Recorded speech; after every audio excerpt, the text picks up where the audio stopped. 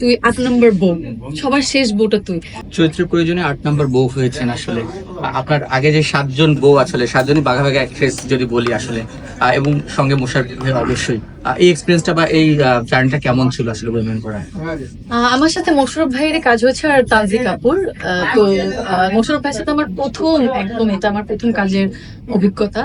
তার আগে আমি অনেকবার নাটক করার জন্য কল পেয়েছিলাম, কিন্তু আমার সবসময় কেন যেন মনে হতো যে আমি মোশাররফ ভাইয়ের সাথে কাজ করলে একটু ওয়েব বলুক বা একটু ফিল্ম বলেন, একটু ভালো কোনো প্রজেক্টেই শুরু করতে চাচ্ছিলাম। ভালো গল্প, ভালো নির্মাতা ওয়েট করছিলাম। তো যেদিন ভাই আমাকে যখন বলে, অমিতাভ ভাই, যে এরকম তোকে একটা গল্প ভেবেছি, আমি বললাম, এতগুলো বইয়ের মাঝে আমি যেহেতু কাজ করব, আসলে আমার চরিত্রের ইম্প্যাক্ট কতটা থাকবে, আমি একটু ভয় ছিলাম। কিন্তু আসলে অমিতাভ ভাইয়ের উপর আমার ভরসা আছে যে উনি অনেক ভালো একজন ডিরেক্টর, আর সাথে মোশাররফ ভাই। তো আমার মনে হয় মোশাররফ ভাই থাকলে সেই কাজ এমনিতেই মানুষ উপভোগ করে, মানুষ মোশাররফ ভাইকে খুব পছন্দ করে। আর আমিও খুবই লাকি যে মোশাররফ ভাইয়ের সাথে কাজ করার সুযোগ পেয়েছি এত অল্প বয়সে।